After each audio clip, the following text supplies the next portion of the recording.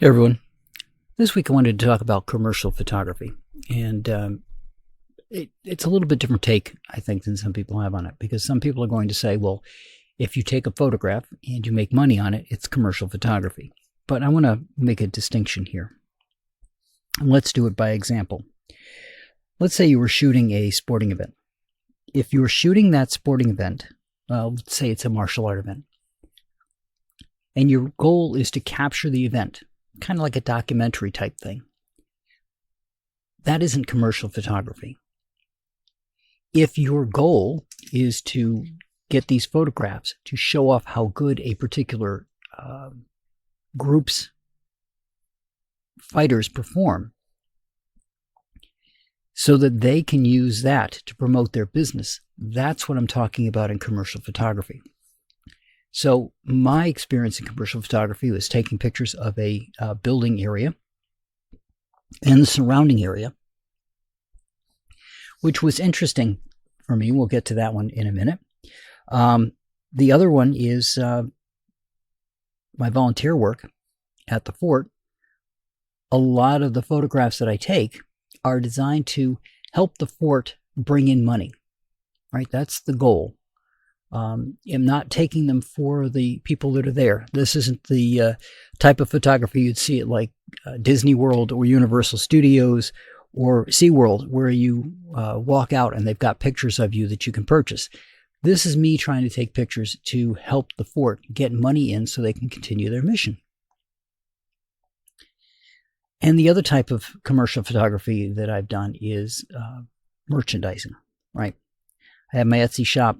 I do the photographs for the Etsy shop. It's a different type of photography doing that. Talked about a little about that last week. So we'll start with that one because it's going to be quick. Basically, it's having a tripod, a manual shutter that you can separate yourself from the tripod. Tripod needing to be able to sit over the object, right? So a lot of the photos that you've seen so far, if you look at my Etsy shop, you'll see that they're shot at an angle, a little bit of an angle. The new tripod that I've got allows me to flip that over so that the camera can be directly over the object, and that's what I'm going to switch to going forward so that I have a direct down photograph of that object. Now, some commercial photography for products, you'll see that it's shot on from the side, like at Burger King or a McDonald's ad. Food ads are shot usually from the side, right? Especially because if shooting it from the top, you're just going to get a bun. So it depends on the type you're going to do, but tripods, having your setups, that's going to be important for that. Now, thinking about if you're shooting an event, what is the goal of the output of your photography? For me, for example, homeschool day is coming up next month. This is what allows families to bring in their homeschool children to learn history in a living fashion, right? Because everybody at the fort is dressed and does their tasks as if it would have been done back in the day. So for me there, I want to get pictures of the crowd. I want to get pictures of the kids of all kinds of ages participating. When they do Boy Scout Day, when they do Girl Scout Day, same thing. I want to get pictures of them participating so that they can be used by the fort later on when they're looking for fundraising or when they go to the board and say, this is what our event looked like. I want to make sure that they've got a visual way of showing what the event looked like and how it worked. Now, they also have a photographer as well who does this, but that's my goal when I take the photographs because they're going to end up someplace that hopefully will help bring in money for the fort. But that brings us to the last type. And this was different because this was a combination of drone and still photography. So this is how I went into it. I figured if I'm going to be doing real estate photography, I didn't look at it from a commercial standpoint so much as I looked at it from a residential standpoint. If I were looking to buy a house, what would I want to see? All right. I thought the same thing with a business. So if I'm buying a business, what do I want the area to look like? What do I want to see around the area? So everything for me was building focused. I want to get pictures all around the building. So I have pictures of the roof. I have pictures of the back, the sides, the front. I've got everything. Some were had to be done by hand camera, and some were done by the drone. But then I wanted to take pictures around the surrounding area so you could see things like how far is it from the work to food or to groceries, or what does the road look like? How crowded does the road seem to be? What does the area look like from the perspective of the office? But that wasn't what the real estate agent wanted. The real estate agent wanted the perspective from the area around the building. So it meant a reshoot because I had no examples to go by as to what the client wanted when they provided examples, which are basically Google satellite type stuff. I knew what I then could figure out what it was that the client was asking for. So rather than shooting around the building, which was the instruction, meaning shoot from the building around it, it was shoot from a distance to the building. And this distance was a mile away in both directions. So it meant putting the drone up and getting a position so that I could see the building and they could highlight where the building is, but get all of the area around the building. Get some roads and it gets some other stuff. But like I said, from my perspective, it doesn't show what would be important to me if I were working at the building, which I assumed if somebody was going to have a place of business, they would want to know where things were. Now, maybe they were just selling the building and not selling the business that was in it. So the business was going to stay with the building. I don't know. But that was their goal, was to not only get pictures of the building, but get pictures from a half a mile out, which seemed odd to me to be that far away. But regardless of what type of photography you're doing, with commercial photography, get to know what it is the output that you're going to come out with is going to be used for and how it's going to be used. So for the drone photography, it was literally videos, right? Wasn't just pictures, some pictures, some video in there as well, so that you could get an idea of what the traffic flow, things like that were. But when you're doing events, all right, what's going to sell it? If you're doing an event and it's to show off, for example, a martial arts school's capabilities, then you're probably going to want to capture their students winning, right?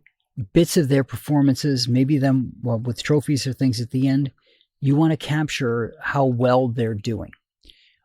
If you are taking instead the picture for the venue, right, then you're going to want to show off how big the crowd was, how well that event did at that venue. All right. So knowing the goal, the use of what you're going to provide is important on anything that you do. And it's interesting because, as I said, when somebody said take pictures around the building and I took pictures around the building, it meant different things to the real estate agent than it did to me.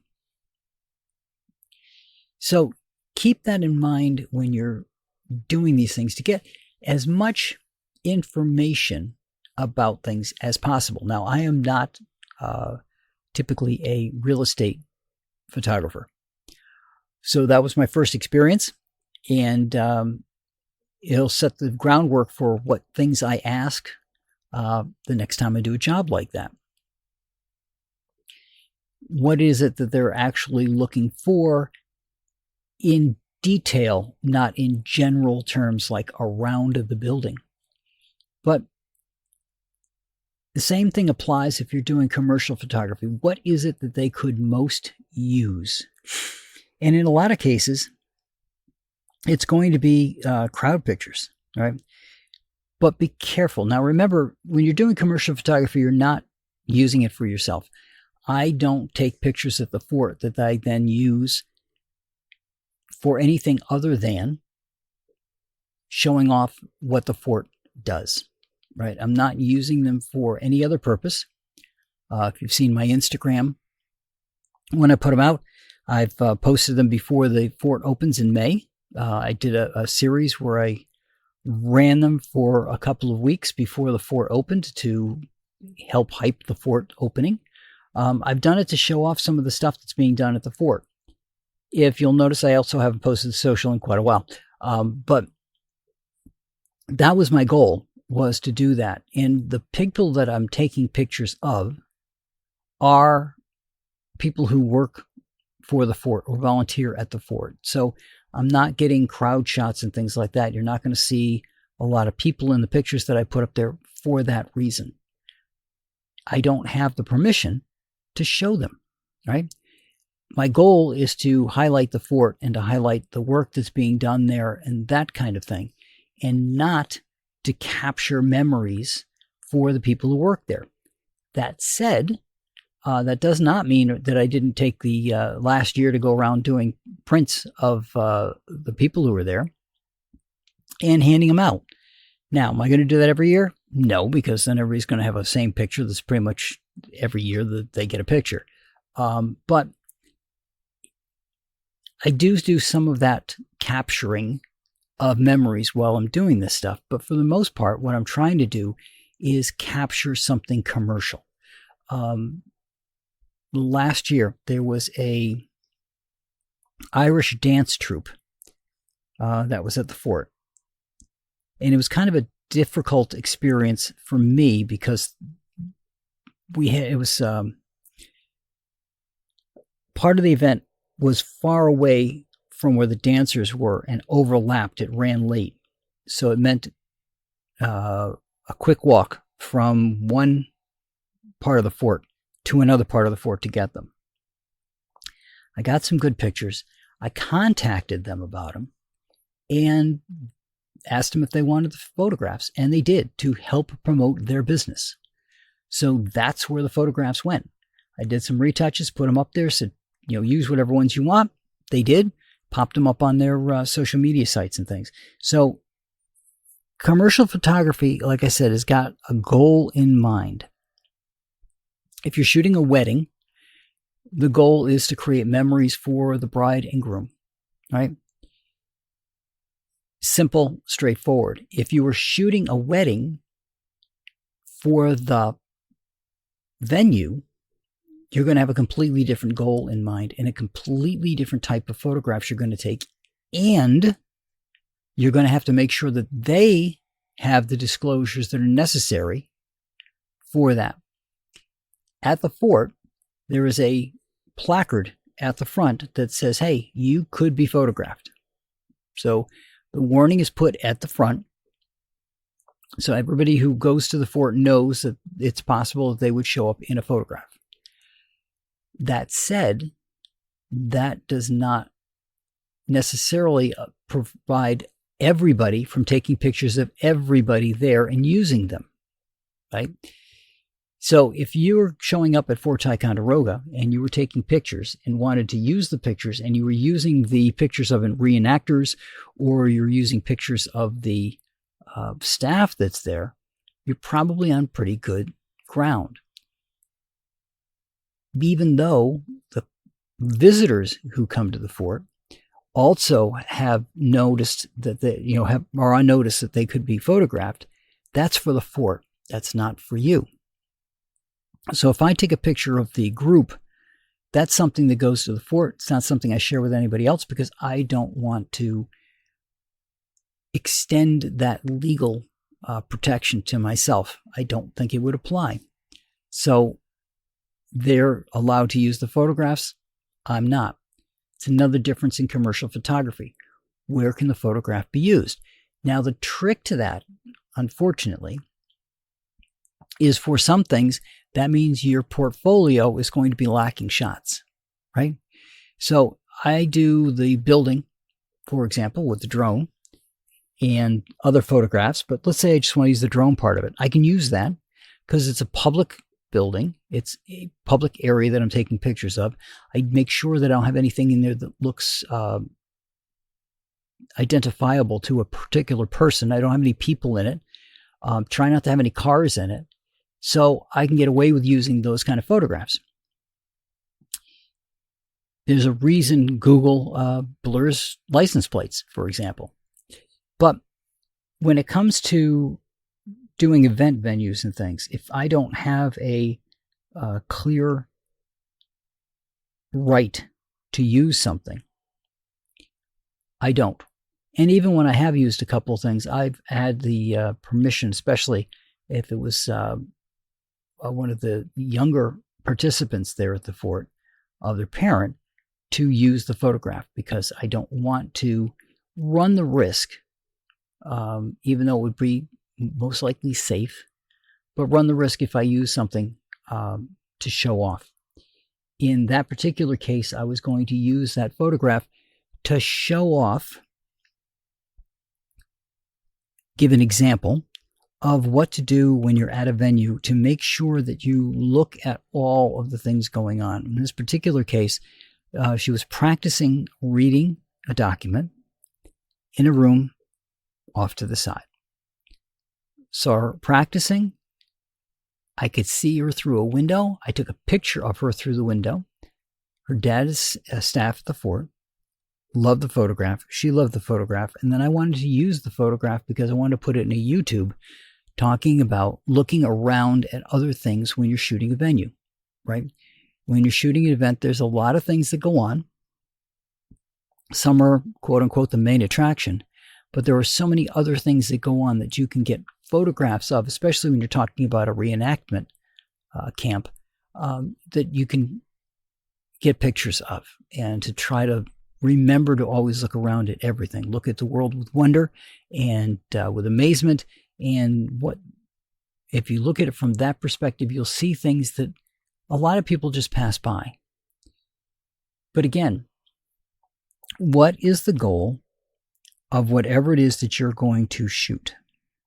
If it's commercial photography and you've got a contract, make sure that you have a clear description. And if you can get photographs or something similar, like this is what was done before or something, we just want to get a refreshment of the same type of photographs, work that out with them. Negotiate things, check out different angles if you want to, but have a clear understanding of what your goal is going to be before you take that first shot. And that's what I got for you guys this week. I will talk to you next week.